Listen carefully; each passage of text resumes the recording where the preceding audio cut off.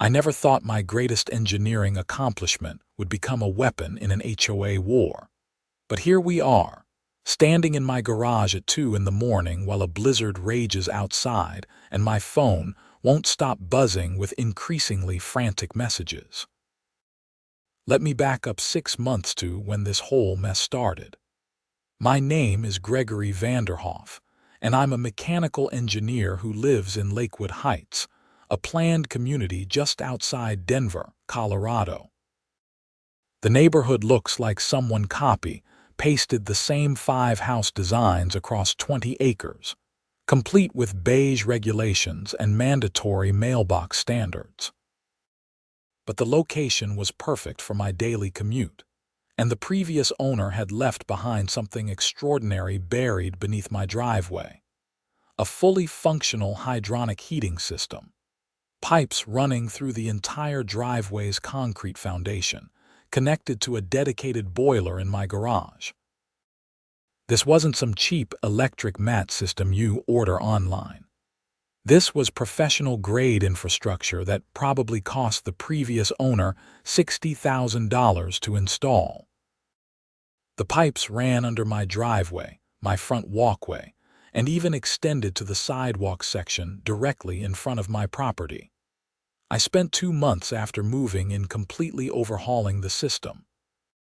Replaced the aging boiler with a high-efficiency model, installed smart controls, added temperature sensors every 6 feet, and integrated the whole thing into a custom app I developed myself. I could control the system from anywhere, monitor energy usage in real time, and even set up predictive heating based on weather forecasts. It was beautiful, efficient, and entirely mine. The system worked perfectly through my first winter in the house. While my neighbors spent hours shoveling and salting, my driveway stayed clear and dry. I would watch through my window as they struggled with their snow blowers, then glance at my pristine concrete with satisfaction. The envious looks were worth every hour I spent tweaking the programming. That's when Patricia Donovan noticed. Patricia was the HOA president, a position she'd held for 7 consecutive years according to my neighbor Tom. She was 52, worked part-time as a real estate agent, and treated the HOA like her personal fiefdom. I'd only interacted with her twice before the incident. Once when I moved in, and she handed me a binder of regulations thicker than most novels, and again, when she cited me for leaving my garage door open past 7 p.m. on a Saturday. "It attracts wildlife and criminals," she'd said, even though we lived in one of the safest neighborhoods in Jefferson County. The first sign of trouble came in early October. I was leaving for work when Patricia pulled up in her white Mercedes SUV, the one with the custom license plate that read HOA Boss. "Gregory, do you have a moment?" She was already out of her car, wearing one of her signature pantsuits, this one navy blue with pearl buttons. "I've got about 3 minutes before I need to leave," I said, thumb hovering over my car's unlock button. "I'll be brief. Several board members and I have been discussing your heated driveway system. We'd like to explore the possibility of extending its coverage to the main community walkways." I blinked at her. "I'm sorry, what?"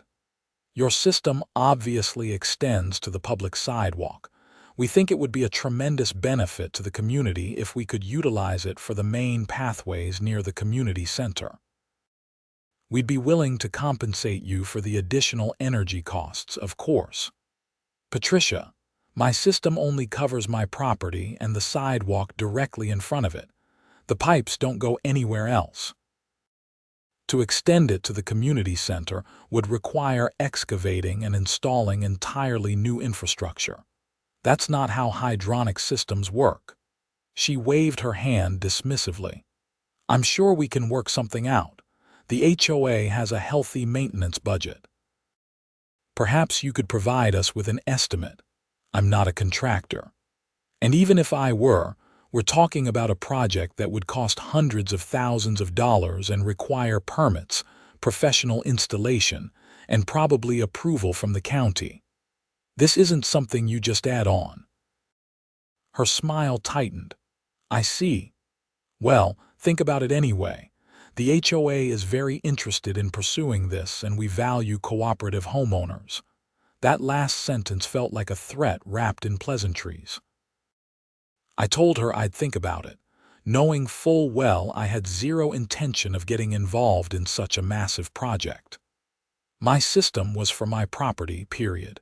She didn't bring it up again until mid-November, this time via email. The message was professionally worded but insistent, suggesting that since my heated system extended to the public sidewalk, there might be questions about whether I needed HOA approval to operate it.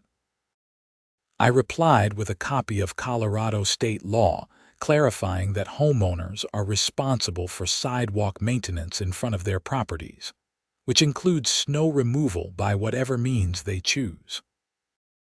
I also attached the permit I'd obtained when I upgraded the boiler, showing everything was legal and code compliant.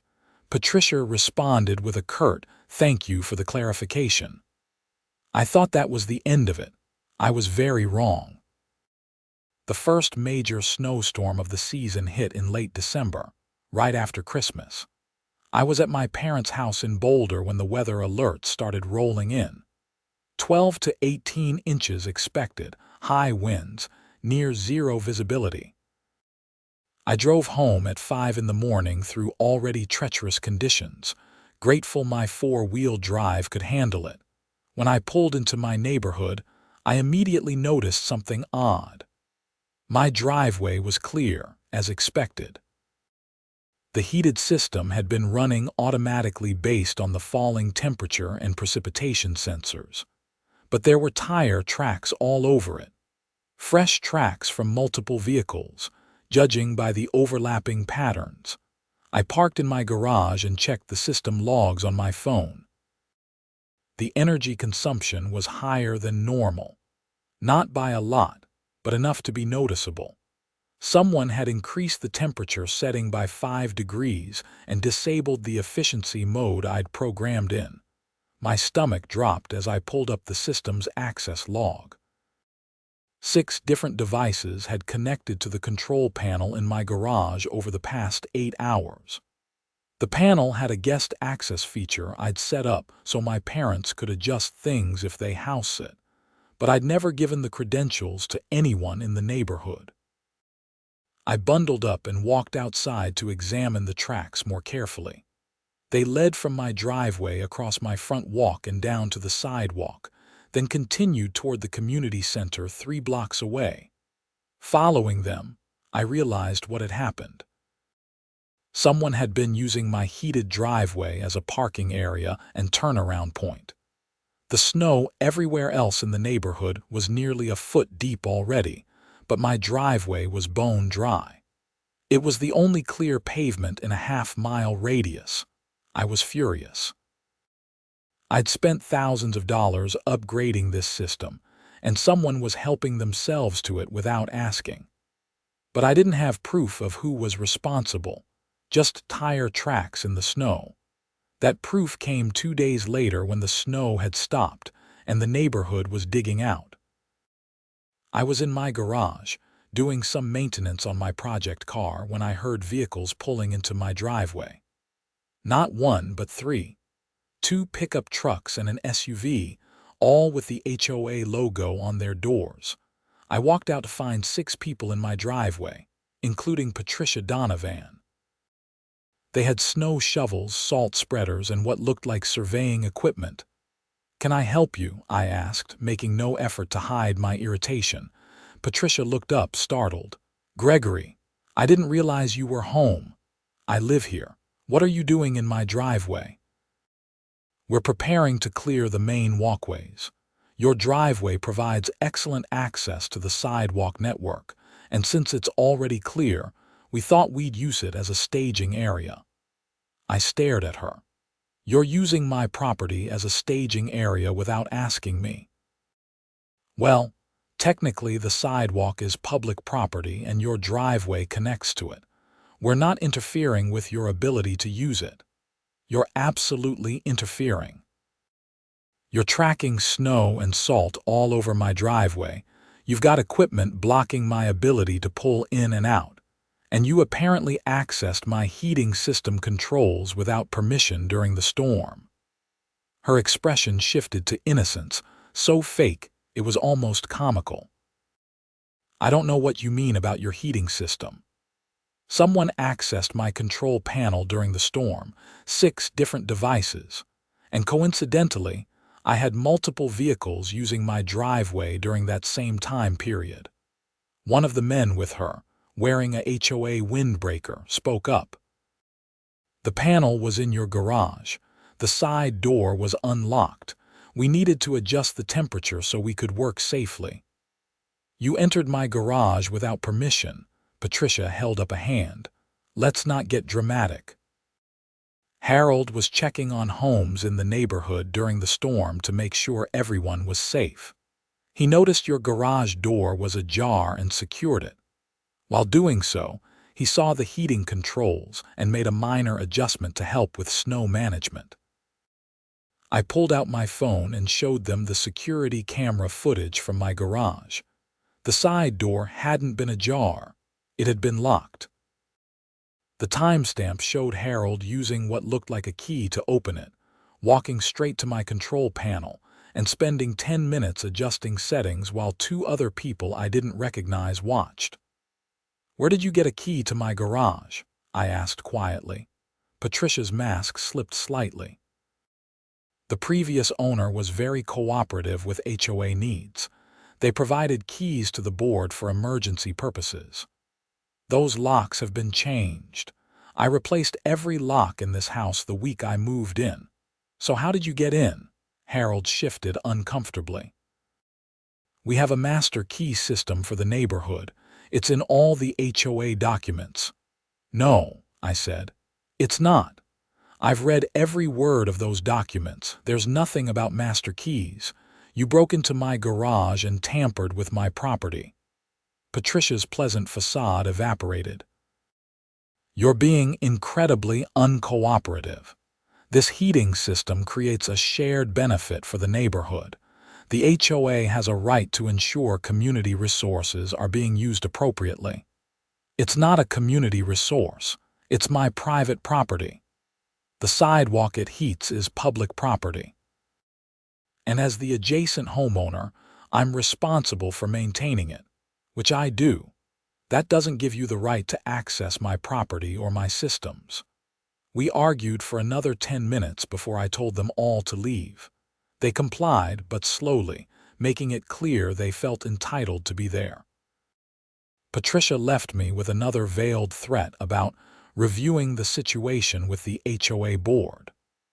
I immediately called a locksmith and had every lock changed again, this time to a high-security system that couldn't be easily copied or picked. I also changed all the passwords on my heating system, enabled 2-factor authentication, and installed additional cameras around my property. For a few weeks, things were quiet. The neighborhood cleaned up from the storm, life returned to normal, and I thought maybe Patricia had gotten the message. Then the letters started arriving. The first was dated January 8th. It was from the HOA board, signed by Patricia and 2 other board members I'd never met. The letter stated that I was in violation of HOA regulations by operating commercial-grade mechanical systems without board approval. They demanded I submit detailed specifications of my heating system for review.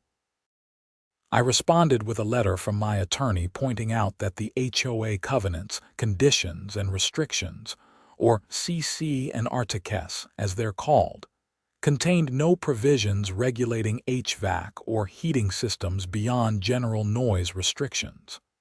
My system was silent. There was no violation. The second letter arrived January 15th. This one cited me for excessive energy consumption creating a fire hazard. It demanded I have the system inspected by an HOA-approved contractor at my expense. My attorney's response included documentation of my recent permit, inspection reports from the county showing everything was up to code, and a cease and desist warning against harassment. The third letter came January 22nd. This one was more creative. It claimed that the heated sidewalk created an attractive nuisance that could lead to liability issues for the HOA if someone slipped on the boundary between heated and unheated sections. They wanted me to either expand the system to heat all neighborhood sidewalks or shut mine down entirely. My attorney's response was less polite. He pointed out that my heated sidewalk actually reduced liability by ensuring my section was always clear, and suggested the HOA was engaging in targeted harassment that could result in a lawsuit. Patricia's strategy shifted after that.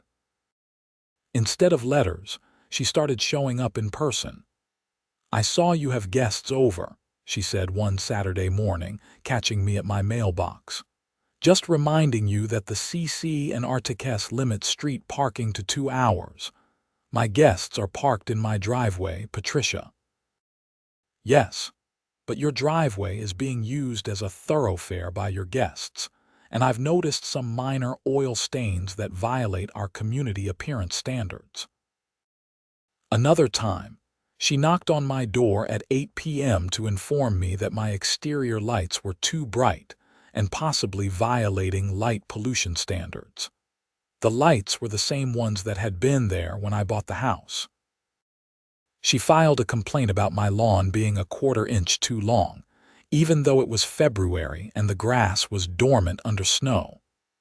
She claimed my trash bins were visible from the street, even though they were in my garage. She sent me a violation notice for having a basketball hoop, except I didn't own a basketball hoop. When I pointed this out, she said it must have been a mistake and never apologized. It was textbook HOA harassment, trying to bury me in petty violations until I either gave up and let them access my heating system or sold the house and moved away. But I'm stubborn, and I was getting angrier by the day. The situation escalated in early February when I received a special assessment notice. The HOA was implementing a new infrastructure sharing program that would require homeowners with premium amenities to contribute additional funds toward community improvements. The assessment was $3,000, due within 30 days. My attorney made a few calls and discovered the assessment had been voted on by the board without the required homeowner vote. It was completely invalid. He sent another letter threatening legal action if the harassment didn't stop. That's when Patricia made her biggest mistake. It was February 16th, a Wednesday. The weather forecast was calling for a massive blizzard to hit the Front Range starting that evening. This wasn't a typical Colorado snow event. This was a potentially historic storm, with predictions of 30-plus inches, sustained winds over 40 miles per hour, and temperatures dropping below zero. The governor had already declared a state of emergency and activated the National Guard. I was at work, preparing to leave early when I got an alert on my phone. My heating system had been activated remotely, not by the automated weather response, but by a manual override from a device I didn't recognize. I immediately opened the security camera feeds. 3 HOA vehicles were parked in my driveway. Harold and 2 other men were in my garage. Again. Somehow they'd gotten in again. I watched in disbelief as they not only adjusted my heating system but began physically modifying it. They were connecting additional hoses to my distribution manifold, running them out of my garage and down the driveway. They were trying to extend my system. I called 911. The dispatcher told me officers were tied up with storm preparations, but they'd send someone when available. I called my attorney. He didn't answer. He was probably dealing with his own storm prep. I left work immediately, driving faster than I should have through increasingly heavy snow. The storm was arriving earlier than predicted. By the time I got to my neighborhood, visibility was already down to a few hundred feet. I pulled into my driveway to find an absolute circus.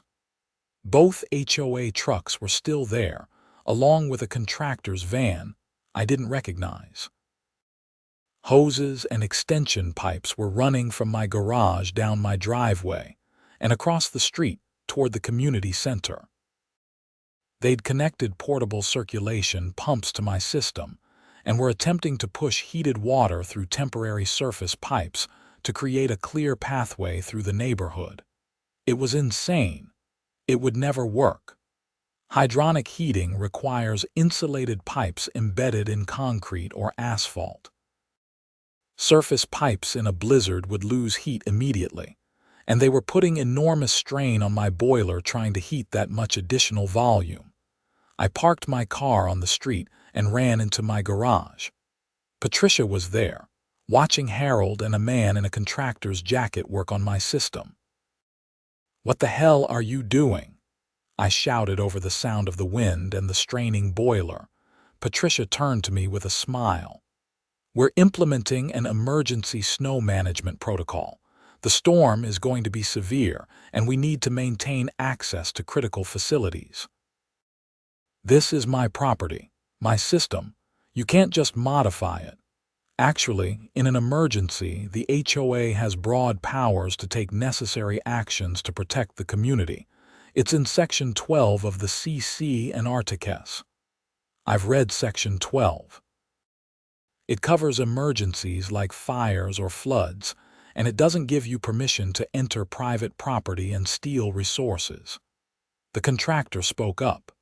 "Look, buddy, we're trying to help people here. This storm is going to be bad. Your system can keep the main walkways clear so emergency vehicles can get through if needed." "My system can't do that. You're asking one residential boiler to heat surface pipes running hundreds of feet through a blizzard. It's not designed for that.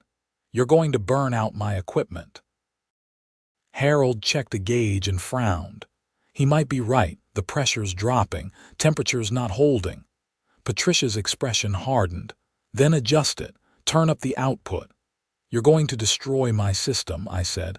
"Shut it down now. Get your equipment out of my garage." "We'll compensate you for any damage," Patricia said dismissively. "I don't want compensation. I want you out." She stepped closer to me, her voice dropping. "Gregory, I'm trying to be reasonable here, but if you interfere with emergency operations, I can have you arrested for obstruction. We're acting under HOA emergency powers with the full support of the board. Now, you can either help or get out of the way." I pulled out my phone and started filming. "Let the record show that Patricia Donovan and the HOA have illegally entered my property, modified my heating system without permission, and are now threatening me when I attempt to protect my property. You have 60 seconds to disconnect your equipment and leave, or I'm shutting down the entire system." Patricia's face went red. "You wouldn't dare. People are depending on this. 50 seconds. The contractor started to disconnect something, but Patricia snapped at him. "Don't you touch that. He's bluffing. 30 seconds. This is absurd. Harold, call the sheriff's department. Report that a homeowner is interfering with emergency operations." 15 seconds. Patricia grabbed my arm. "You selfish bastard. We're trying to help the community, and you're worried about your precious equipment." I pulled my arm away and walked to the main control panel. The system was running at maximum capacity, temperatures pushed well beyond safe operating limits.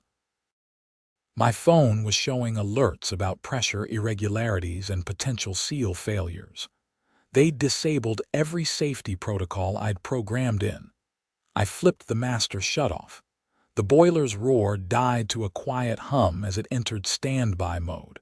The circulation pumps spun down.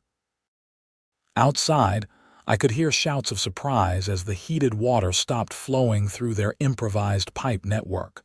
Patricia looked at me with pure hatred. "You just made a huge mistake. Get off my property. Take your equipment with you. And if any of you set foot in my garage again, I'm pressing charges for trespassing and vandalism."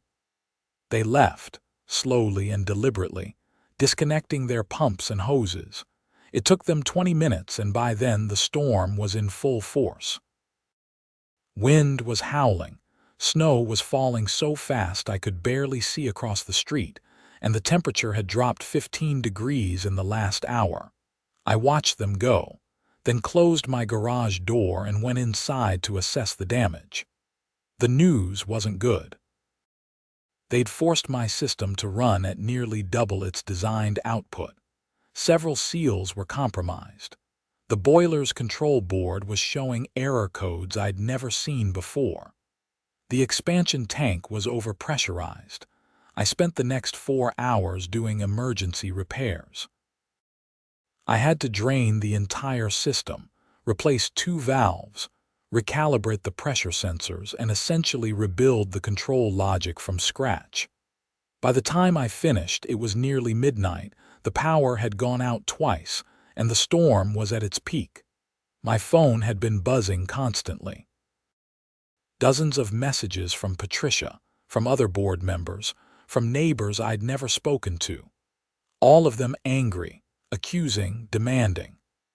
I ignored them all and restarted my system in a limited capacity mode, just enough to keep my own driveway and walkway clear.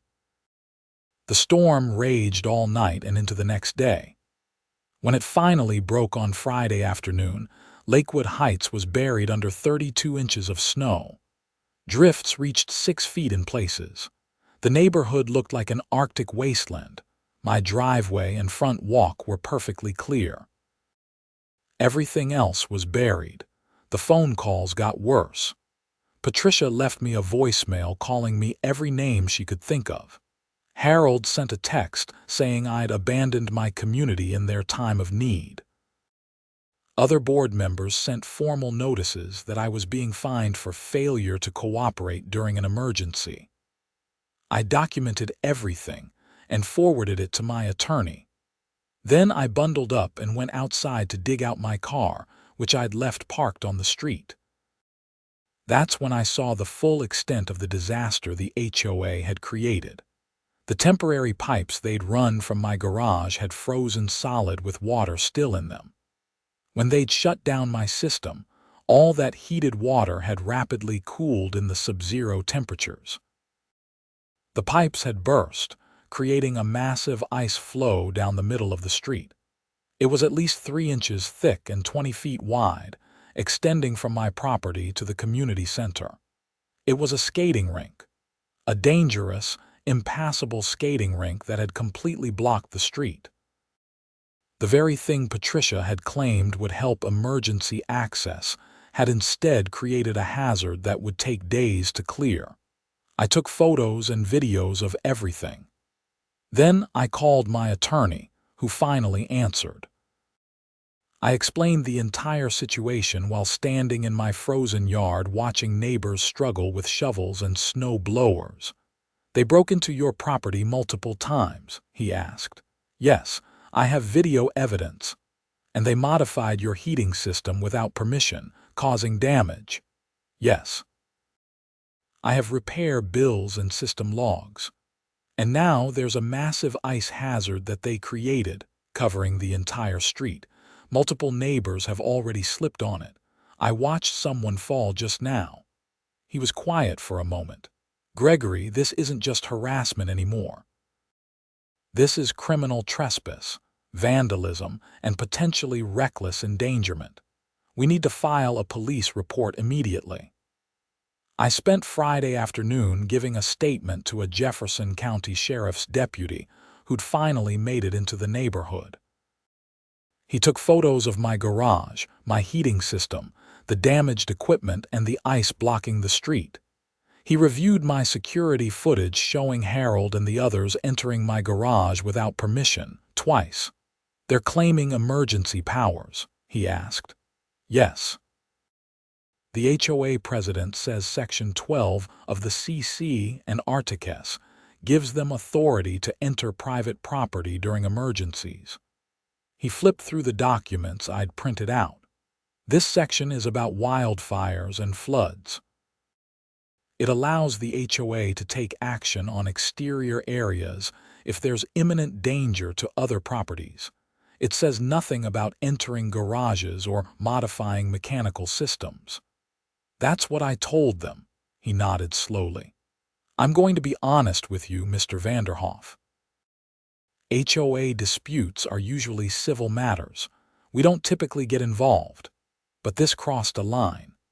They entered your property without permission, damaged your equipment, and created a public safety hazard. I'm writing this up as criminal trespass and vandalism at a minimum. What about the harassment? The false violations, the invalid special assessment? That's still civil territory. You'll need to handle that through your attorney, but the property crimes, those we can prosecute. He took Harold's information from me and said he'd be paying him and Patricia a visit. I thanked him and went back inside, exhausted.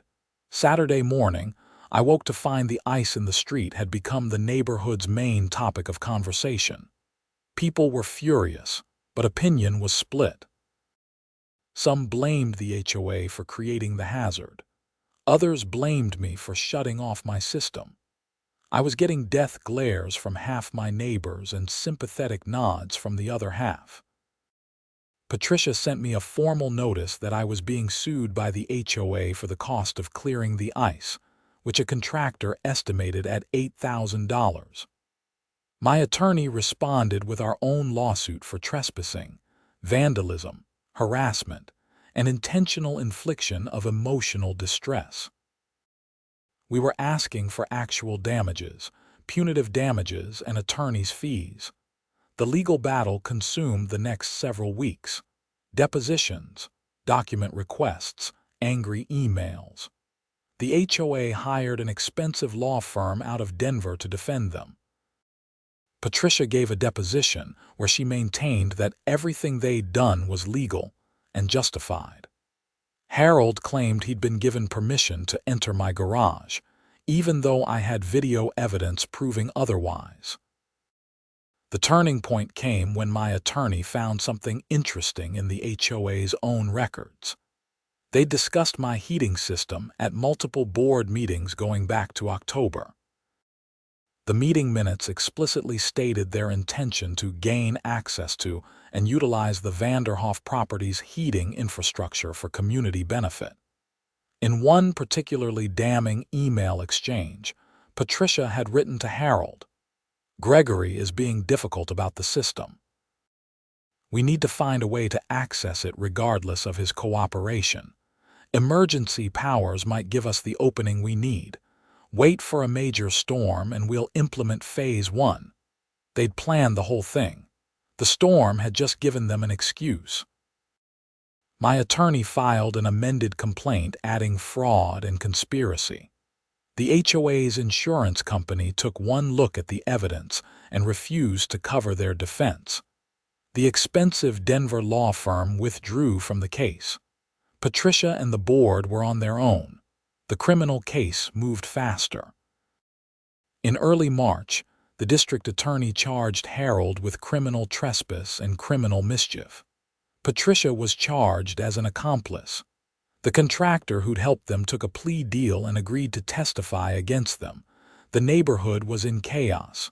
Half the board resigned. Property values were dropping because potential buyers were scared off by the legal drama. Local news picked up the story, running segments about HOA overreach and property rights. We became a cautionary tale. Harold took a plea deal in April. He pled guilty to criminal trespass and was sentenced to 2 years probation and ordered to pay restitution for the damage to my heating system. Total cost, $12,400. Patricia fought the charges. She maintained that she'd acted in the community's best interest and that her actions were protected by the HOA's governing documents. Her attorney tried to argue that the CC and Articus created a quasi-governmental immunity for HOA board members acting in their official capacity. The judge didn't buy it. In May, Patricia was convicted on all charges: criminal trespass, criminal mischief, and conspiracy. She was sentenced to 90 days in jail, 3 years probation, and ordered to pay restitution not just for my heating system, but for the cost of clearing the ice from the street. The civil case settled in June. The HOA agreed to pay me $55,000 in damages and attorney's fees. They also agreed to amend the CC and Articus to explicitly prohibit board members from accessing private property without permission, and to implement oversight procedures to prevent future abuse. Patricia's sentence began in July. I didn't attend her court appearance, but Tom, my neighbor, told me she'd cried and apologized, saying she'd only wanted to help the community. The judge had pointed out that good intentions don't justify breaking the law. The HOA held emergency elections in August. An entirely new board was voted in, people who'd been horrified by what Patricia had done. The first thing they did was send me a formal written apology on behalf of the organization. I accepted it, though I'll never fully trust an HOA again. My heating system survived the ordeal with a few battle scars. I rebuilt it stronger, with additional security measures and tamper-evident seals on every access panel. I also installed enough cameras around my property to make a security company jealous. The neighborhood slowly recovered. The scandal faded from local news. Property values stabilized. Life returned to a new normal. Patricia served her full 90 days and was released in October. I saw her once after that, driving through the neighborhood in a different car with regular license plates. She didn't wave. I didn't either. She moved out of Lakewood Heights 2 weeks later. I heard through the neighborhood grapevine that she'd taken a job in another state and was starting over. Harold still lives in the neighborhood, 3 streets over. We don't speak. I see him sometimes at the grocery store or getting gas. He looks older now, tired. The conviction cost him his contractor's license and his reputation. Last I heard, he was working retail.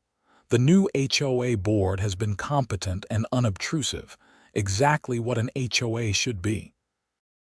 They maintain common areas, organize neighborhood events, and stay out of homeowners' private business. Revolutionary concept. I still have the heated driveway system. It still works beautifully every winter, keeping my property clear and dry while everyone else shovels. But now, when neighbors ask about it, I'm happy to explain how it works. A few have even hired contractors to install their own systems, creating a small trend in the neighborhood. Tom, who'd watched the whole saga unfold from next door, summed it up best one evening as we stood in our driveways watching the season's first snowfall. "You know what the crazy thing is," he said. "If Patricia had just asked nicely, explained the situation, and offered to work with you professionally, you probably would have helped figure something out." He was right. I'm an engineer. I solve problems. If the HOA had approached me respectfully, with a reasonable plan and fair compensation, I would have at least considered helping them design and implement a community heating system for critical areas. It would have been an interesting project, but they chose entitlement over cooperation. They chose to take what they wanted rather than ask for help, and they paid a heavy price for that choice. My attorney framed the final settlement check and gave it to me as a gift. It hangs in my garage, right above the heating system control panel. Below it, I mounted a small plaque with a quote from Robert Frost. "Good fences make good neighbors." I'd add to that, so do locked doors, security cameras, and a willingness to stand up for your rights. The snow continued falling that evening as Tom and I talked, big fluffy flakes that accumulated quickly on the ground. My system activated automatically, warm water flowing through the pipes beneath my driveway. Within minutes, the snow was melting on contact while it piled up everywhere else. Tom laughed. "Still the best driveway in the neighborhood." "Still my driveway," I replied, and that was the whole point. It always had been. The legal battle taught me several important lessons about HOAs, property rights, and human nature. First, always read your governing documents completely and understand exactly what powers the HOA actually has versus what they claim to have. Patricia had relied on most homeowners never actually reading the CC and Articles, allowing her to make up rules as she went. Second, document everything. Every interaction, every violation notice, every phone call. My meticulous record-keeping and security footage were crucial to both the criminal and civil cases. Without that evidence, it would have been my word against theirs. Third, know when to get an attorney involved. I'd initially tried to handle things myself, which only escalated the situation. Having legal representation early on might have prevented some of the harassment. Fourth, and most importantly, understand that HOA boards are made up of regular people with no special training or oversight. Patricia wasn't evil. She was just a middle-aged woman who'd convinced herself that her position gave her authority she didn't actually have. She'd spent so many years running the HOA as her personal kingdom that she'd forgotten the basic principle of respecting other people's property and rights. The criminal justice system worked exactly as it should have in this case. The police initially treated it as a civil matter, which was appropriate given that most HOA disputes are civil. But once the evidence showed clear criminal behavior, trespassing and vandalism, they took action. The prosecutor didn't overcharge. The judge was fair. The sentences fit the crimes. Harold's 2 years probation and restitution made sense for someone who'd committed property crimes but had no prior record. Patricia's jail time was appropriate given that she'd orchestrated the whole scheme, lied about it, and showed no remorse until convicted. The system balanced punishment with rehabilitation. The civil settlement also worked as intended. $55,000 didn't make me rich, but it fully compensated me for my actual damages, attorney's fees, and the massive headache of dealing with the lawsuit. The HOA's insurance initially denied coverage because the board members had acted outside their authority, which is exactly how insurance should work. Bad actors shouldn't be shielded from consequences.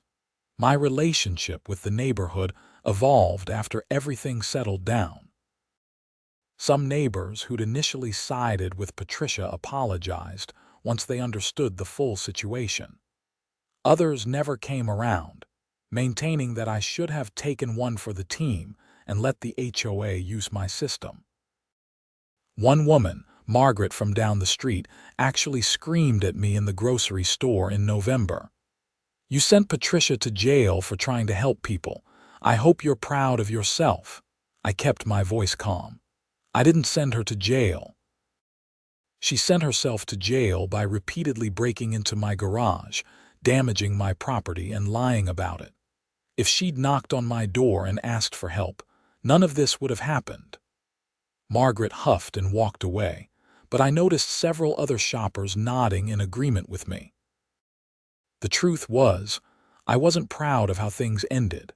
I hadn't wanted Patricia to go to jail. I just wanted to be left alone to live in my house and use my property as I saw fit. But once she crossed the line into criminal behavior, the consequences were out of my hands. The worst part of the whole ordeal was the constant stress. For months, I couldn't relax in my own home. Every time I left for work, I worried about what the HOA might do while I was gone. Every email notification made my stomach drop, wondering if it was another violation notice or legal threat. The emotional toll was significant. That's what the intentional infliction of emotional distress claim in my lawsuit addressed. It's not easy to prove, and many courts don't take it seriously. But in this case, we had documentation of Patricia's systematic campaign of harassment over months. The fake violations, the invalid special assessment, the constant threats and intimidation. My attorney brought in a therapist who testified about the psychological impact of sustained harassment, how it affects sleep, work performance, and overall well-being. The HOA's attorney tried to dismiss it as me being oversensitive, but the judge found the harassment claim credible given the extensive documentation. The settlement included not just money, but also written agreements about future HOA conduct. They couldn't single me out for enforcement actions. They had to follow their own procedures consistently. They had to allow homeowners to contest violations before imposing fines. Basic fairness requirements that should have been standard practice, but weren't. Tom became a good friend through all of this. He'd been dealing with his own low-level HOA harassment for years, mostly about his landscaping choices. After seeing me successfully fight back, he started pushing back on unreasonable demands too. The new board was much more receptive to reasonable discussions. We formed an informal homeowners advocacy group with a few other neighbors who'd been burned by the previous board. We monitored board meetings, reviewed proposed rule changes, and spoke up when we saw potential problems. It wasn't confrontational. We just wanted accountability. The group served an important purpose. HOA boards operate with very little oversight, and even well-intentioned board members can overreach if nobody's paying attention. Our presence at meetings kept things honest. One funny outcome of the whole situation was that my heated driveway became something of a local celebrity. People would drive through the neighborhood during snowstorms just to see the famous driveway that sparked the HOA war. I had strangers knock on my door asking questions about the system. A contractor from Arvada contacted me about consulting on heated driveway installations for his clients. I declined, not wanting to turn my hobby into a job, but I did write up a detailed guide about system design and shared it online. It got thousands of views and comments from people dealing with similar snow management issues. Several engineering blogs picked up the story, using it as a case study in residential hydronic systems. I gave a presentation about it at a local makerspace, focusing on the technical aspects rather than the legal drama. Turns out there's a whole community of people passionate about snow melting systems. The attention was flattering but also exhausting. I'd never wanted to be known as the HOA guy. I just wanted to be a homeowner with a cool driveway. But the story resonated with people because almost everyone has an HOA horror story or knows someone who does. The comments on news articles about my case were overwhelmingly supportive. Hundreds of people shared their own experiences with overreaching HOAs. Some were worse than mine. Stories of board members placing liens on homes over trivial violations, foreclosing on elderly homeowners over unpaid fines, discriminating against families with children or certain types of vehicles. The American HOA system is fundamentally broken in many ways. It gives small groups of people significant power over their neighbors with minimal training, oversight, or accountability. Board positions attract both genuinely helpful community-minded individuals and petty tyrants looking for authority to wield. Unfortunately, the tyrants often drive away the good people, leaving boards dominated by the worst personalities. Reform is difficult because HOAs are private organizations governed by contracts and CC and Articus, recorded when developments are created. Changing those governing documents requires supermajority votes that are nearly impossible to achieve. State legislatures could impose regulations, but there's strong lobbying against that from both HOAs and developers. Colorado actually has better HOA laws than many states. The state's Common Interest Ownership Act provides some homeowner protections and dispute resolution procedures. But enforcement is spotty, and many homeowners don't know their rights. After my case, I was contacted by a state legislator who was drafting HOA reform legislation. She wanted to include provisions requiring board member training, creating easier amendment procedures for governing documents, and establishing clear penalties for board members who abuse their authority. I testified in favor of the bill, sharing my story and emphasizing the need for accountability. The bill passed the legislature and was signed into law the following year. It wasn't everything advocates wanted, but it was progress. Small changes that would hopefully prevent future homeowners from dealing with what I dealt with. Patricia's prosecution also set a useful precedent. HOA board members in Colorado now know they can face criminal charges if they trespass on private property or damage homeowner equipment, regardless of claimed emergency powers. Several prosecutors cited my case when pursuing similar charges against other abusive board members. I never spoke to Patricia after her conviction. Part of me wondered if I should reach out, maybe after she'd served her time and had a chance to reflect. But I decided against it. Some bridges are better left burned. Her actions had caused me enormous stress, cost me thousands in legal fees before the settlement, and violated my home in a fundamental way. Forgiveness wasn't impossible, but reconciliation wasn't necessary. Harold I saw occasionally, as I mentioned, since he still lived nearby. The encounters were awkward. Once, we were both pumping gas at the same station. He was at the next pump over and we made brief eye contact. He looked like he wanted to say something, maybe apologize, but just nodded slightly and looked away. I did the same. What was there to say? The new HOA board president, a retired teacher named Linda, actually did a great job. She ran meetings efficiently, communicated clearly, and treated homeowners with respect. Under her leadership, the board fixed long-neglected common areas, updated the community center, and even implemented some of the ideas Patricia had talked about, but properly. They hired a professional contractor to install a heated sidewalk system at the community center, funded through a legitimate special assessment that homeowners actually voted on. It cost the HOA $70,000, but it was done right, with permits and proper installation. And they didn't steal my system to do it. Linda asked me for advice during the planning phase.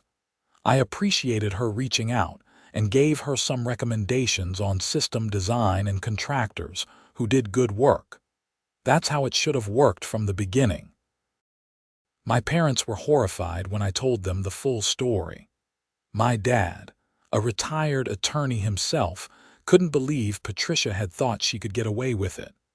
My mom was more concerned about the emotional impact on me. They were both relieved when everything was resolved. "You stood up for yourself," my dad said. "A lot of people would have just taken the abuse or moved away. You stayed and fought and you won. I'm proud of you." That meant a lot. The legal battle had been scary at times, especially when the HOA brought in their big law firm, and I worried about being bankrupted by legal fees. But we'd prevailed, and justice had been served. The following winter arrived with less drama. The first major storm hit in late November, and my system performed perfectly as always. My driveway stayed clear while the neighborhood disappeared under 8 inches of powder. But this time, there were no uninvited visitors, no tampering, no demands. just peaceful snowfall and a properly functioning system. I stood in my garage watching the snow come down, monitoring the temperature readouts on my phone. Everything was running smoothly.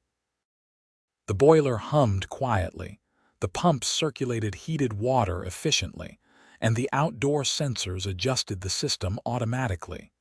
This was what I'd wanted all along, to be left alone to enjoy the fruits of my labor and investment, to live peacefully in my home without interference. Such a simple thing, really, but apparently too much to ask from Patricia's HOA board. The final twist in the saga came the following spring. I received a letter from a law firm in California.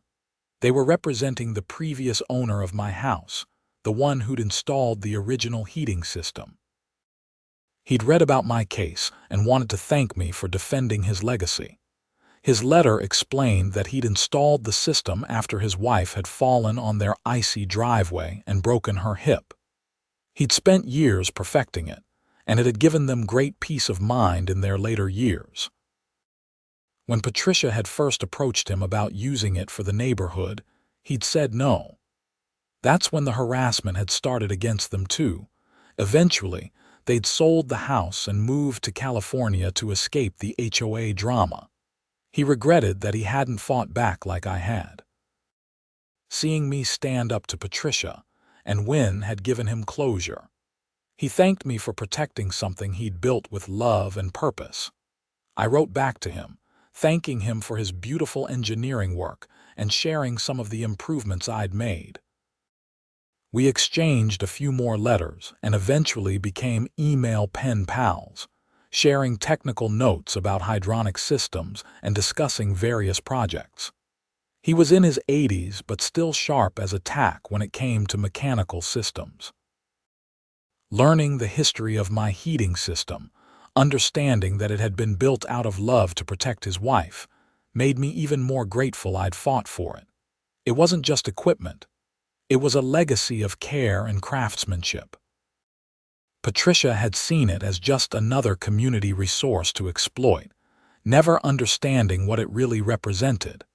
That's the core problem with authoritarian HOA boards. They reduce everything to rules and resources, never seeing the people, stories, and values behind the properties they govern. Homes aren't just assets to be managed. They're where people build their lives, express their creativity, and make their stand. My heated driveway was my line in the snow, literally. Patricia crossed it, and she paid the price. Would I do anything differently if I could go back? Maybe I would have tried harder to communicate early on, though I doubt it would have changed Patricia's fundamental approach. She wanted control, not cooperation. I don't regret shutting off the system during the blizzard. It was my property, they damaged it, and I had every right to protect it. If that made life harder for them during the storm, well, they should have thought of that before breaking into my garage and tampering with my equipment. Some people called me petty for that. It was just one storm, they said. You could have left it running and dealt with it later. But that misses the point entirely. Every time you let someone violate your boundaries without consequence, you teach them that your boundaries don't matter. Patricia needed to learn that lesson, and she did, just very expensively. The community learned something too. Attendance at HOA meetings tripled after the scandal. Homeowners started paying attention to what the board was doing, asking questions, demanding accountability. That's how it should be. HOAs function best when homeowners are engaged and board members know they're being watched. As I write this, 3 years after the blizzard incident, life in Lakewood Heights is peaceful. My driveway still heats beautifully every winter. The HOA still functions, but with appropriate boundaries. Patricia is somewhere else, presumably having learned her lesson. Harold keeps to himself. And I've become an unexpected advocate for homeowners' rights. I never wanted to be political or confrontational. I just wanted to be an engineer with a cool driveway. But sometimes life pushes you into roles you didn't choose. You can either shrink from the challenge or rise to meet it. I chose to rise, to fight, to stand up for what was mine. And I'd do it again. The heated driveway still gets compliments from neighbors, especially new residents who didn't live through the drama. They just see a great piece of engineering and express admiration. I thank them and sometimes share the technical details, leaving out the legal saga unless they specifically ask about it. Tom jokes that I should write a book about the experience. Maybe someday. For now, I'm content to live quietly in my home, maintaining my systems and enjoying the simple pleasure of a clear driveway on snowy mornings. The drama is over. Justice was served. Life goes on, but I keep the security cameras running just in case. Because once you've dealt with an HOA willing to break into your garage and steal your resources, you never quite trust the same way again. The cameras are insurance, a deterrent, and a reminder that some battles are worth fighting. Every winter, when that first storm rolls in and my system activates automatically, I think about that night during the blizzard when I shut everything down. Patricia standing in my garage with that look of hatred, certain she had authority she didn't possess. Harold frantically adjusting settings on equipment he didn't understand. The contractor mumbling about helping people while helping himself to my property. I think about the choice I made in that moment to draw a line and enforce it. It wasn't easy, it wasn't pleasant, but it was necessary. And 3 years later, standing in my garage watching snow melt on contact with my heated driveway, I know I made the right choice. Some people are wolves, always looking for sheep to exploit. Patricia was a wolf in HOA clothing, using her position to bully and control. But she found out that not everyone is a sheep. Some of us have teeth too, and the law backs us up when we use them appropriately. That's the real lesson here. Know your rights, document violations, get legal help when needed, stand your ground when you're right. The system works if you're willing to use it, even against entities that seem powerful. HOAs aren't above the law, board members aren't immune from consequences, and justice is available if you're willing to fight for it. My heated driveway still works perfectly, better than ever after the repairs and upgrades I made following the incident. Every time I use it, I'm reminded that this is mine. My property, my system, my home. And no HOA board, no matter how entitled, can take that away from me without facing serious consequences. The snow falls, the system activates, the driveway clears. Simple, efficient, beautiful. Just as it should be. Just as it always will be, as long as I own this home and maintain this system. Patricia tried to take it from me and failed. Nobody will make that mistake again.